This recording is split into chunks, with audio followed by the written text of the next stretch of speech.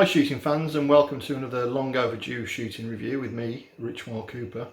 I've got to apologise that I'm filming this in my kitchen today, and that is because my wife has been working super hard during the lockdown period. Anyway, here's me to talk about the Crosman SBR. I'm really just going to talk about my experience with the gun. I've had it several months now, and I think that it's now time I can give you an honest overview of it, and particularly all the stuff that I've done to it. So I hope you enjoy this video, and here I go.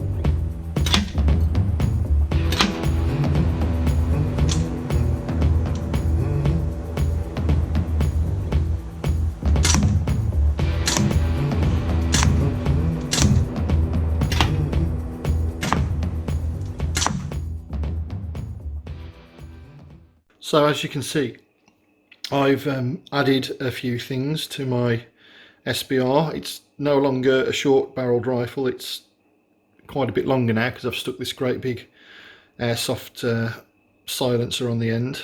I think it was a 1/4 inch counterclockwise thread. I've fitted this Bipod, again another cheap, I don't know whether it was Amazon or eBay. And I fitted a tactical light and a laser, and it's got gaffer taped onto the thing. I'm sorry, it's untidy. Ignore that, that's just the mount for my GoPro camera. I found in my loft this old red dot sight from my days in airsofting, so that's how long ago that is. And the brilliant thing about it was, and this was sheer luck, when I put the flip up sights up, it lined up absolutely perfectly with where the red dot is, so my aim point was pretty much set. What else have I stuck on it? And I've also got a single point sling. I'm not really satisfied with how this sort of fits onto the rifle. I think I'm going to see if I can find a thin enough, strong enough pin to put through there, and then put it onto there. Because at the moment it's on this little lanyard, which this isn't going to last forever, and it also slips up the rifle, so it's, you know, it's not, doesn't hang in the right position. What else? Oh yeah, and the other thing that I've done is I've bought an extra mag, because I just don't see the point of having BB guns and not having like loads of mags for them really. And I bought these Magpuls, which, let's just say that they are again another cosmetic add-on that add nothing to the shooting performance. Certainly not when I'm using it, and I usually end up getting my thumbs stuck in them.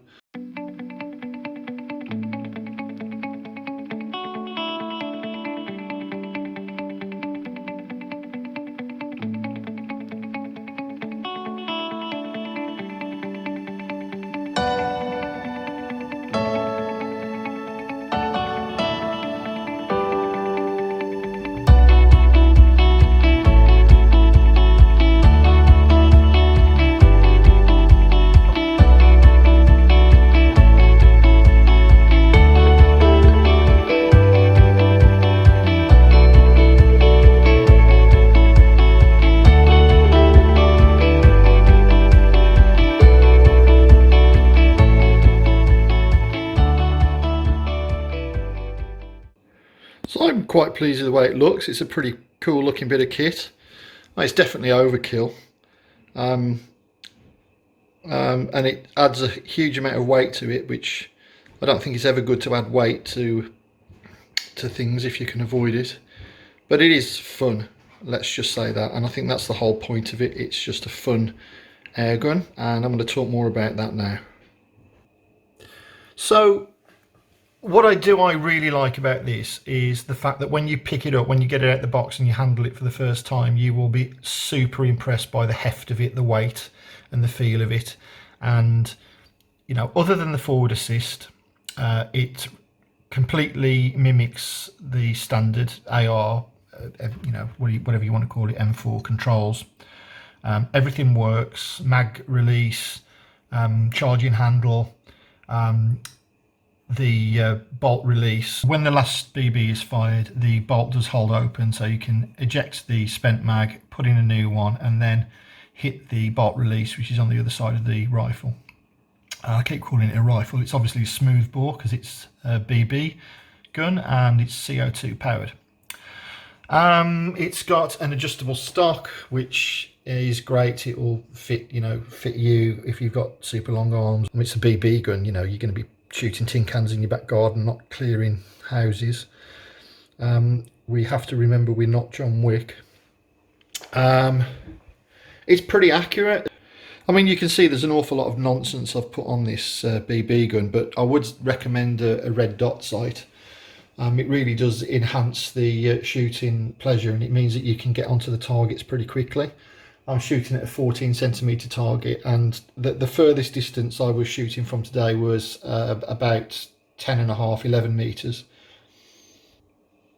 Now I'm going to say that when I first started shooting this, I had a lot of problems with the BBs. You know, after the first mags were okay, and then the BBs would start to jam up.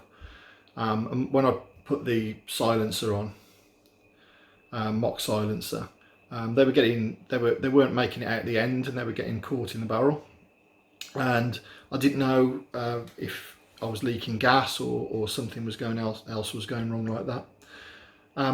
In the end, I squirted a bit of silicone lube on the end of the into the receiver where the BBs are pushed into the barrel, and I also put some sort of in the magazine follower, sort of where the BBs go, and that completely cleared the problem up. I think they were just getting stuck. The seal was a little bit sticky perhaps, and that was what was causing the problem. And after that, I've had absolutely flawless operation. So I've put, just today I've put what, probably about 10 mags through, and I haven't had a single a jam up. Now the other thing that I've noticed as well is that unless you're going to be spending like ages shooting, or you've only got the one magazine, you do not need to put the two CO2s in. One CO2 is fine, and I've been using one CO2s in the rifles today, and I think I shot 4 mags with the first single CO2, so four each of a single CO2.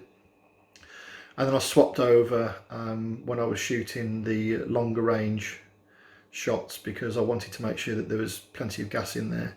And I ran, I think on camera I ran just 1 or 2 mags through with the new CO2s, and then off camera I fired another mag. So there's probably still like sort of a mag's worth of gas.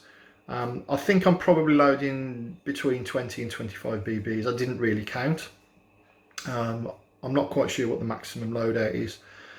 I cannot recommend enough that and I did say the first accessory you should get is a red dot scope, but I'm going to counteract that and say that the first accessory you should get is an extra mag. Get an extra mag. In fact, you know, I know they're expensive. They're like 60 quid.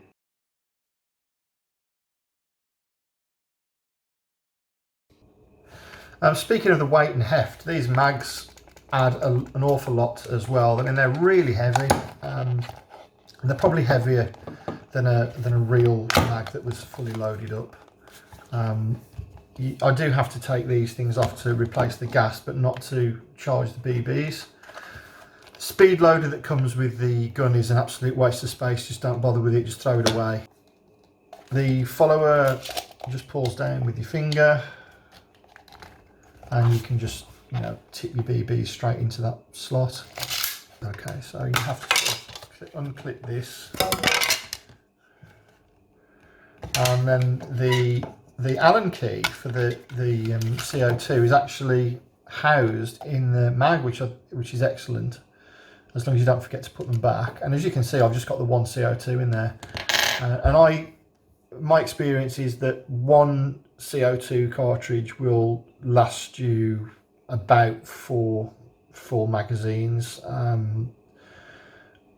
depending on how many, you know, on the outside temperature. I guess if it was super cold outside, you wouldn't get so many, but because I've got 2 mags, the CO2 has a little bit more time to warm up in between shooting. And also I think there's a bigger expansion chamber, which means that less of your gas kind of escapes as liquid form, as sometimes you'll see that in a pistol. If you put a fresh mag into the pistol, and then the first few shots you get a lot of that sort of CO2 liquid sort of spitting out.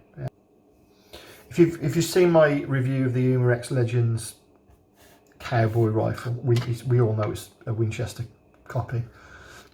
That's got the 2 CO2s in, and that you can just shoot and shoot and shoot without it. That isn't operating a blowback, by the way, that one. So it just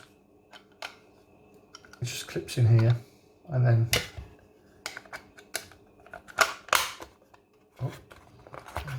one time it does it wrong. There we go. Now I would say that maybe over time, take care with this, because it's kind of plastic, this is, all right, and it's quite flimsy, and I think that, you know, these little tabs could potentially break, you know, if you weren't careful with them.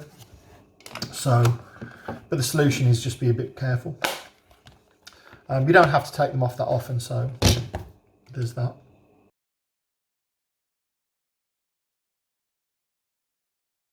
Okay, things that are really cool about this air gun: adjustable stock, which works and it's pretty solid.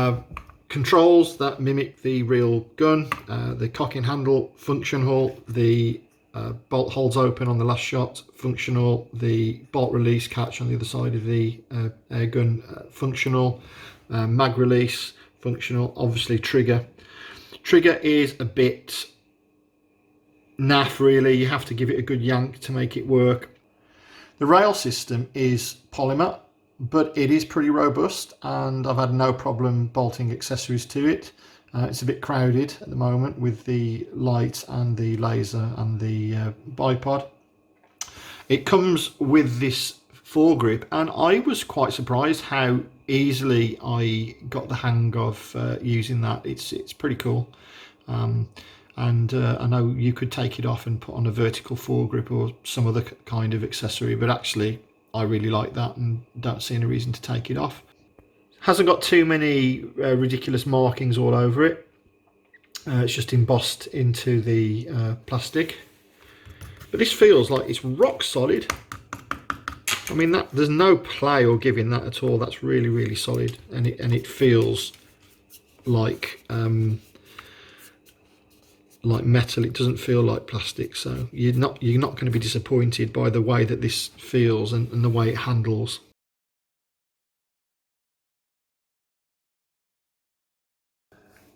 Should you buy this? Okay. I'm hesitating, not because there's anything wrong with this air gun. It's absolutely huge fun to shoot, and if you know, I guess in other countries this is full auto, so you know, imagine how much fun that would be. But even on semi, this is great fun. It's reliable. You can customize it to make it how you look like you want.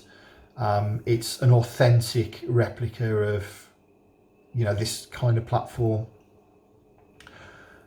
It's robust and it feels good to shoot, and it's, you know, it's for the sort of air gun it is, it's accurate and consistent. So once you've you know, it's lubricated correctly, it will function. Why am I hesitating? It's expensive. You know, it's expensive. It's what, you know, 300 pounds.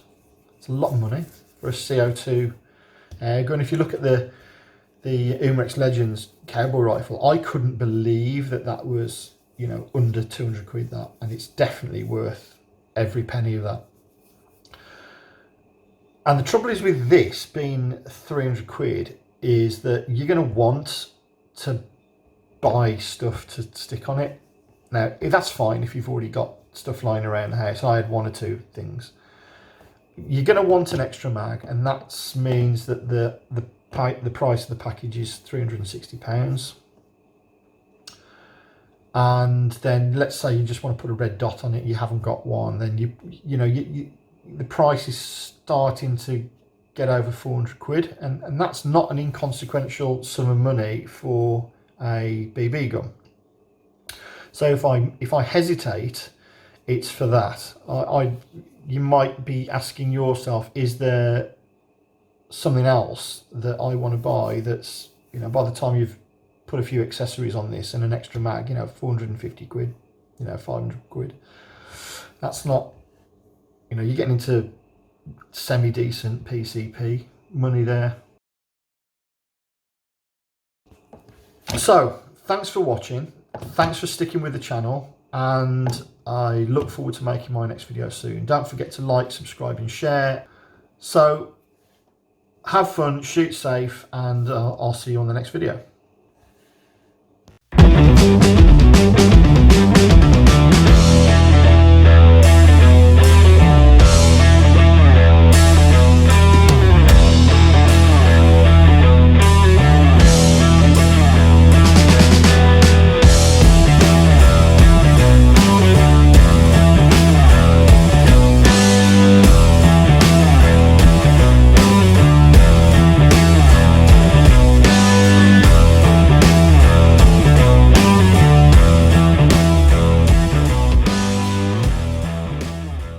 Welcome shooting fans, and welcome to my kitchen. What the hell's that noise? Okay. And like I said, once I'd lubed things up a bit, and everything's better with lubes. Everything's better with lube, guys. Oh, that sounds weird. Why did I say that?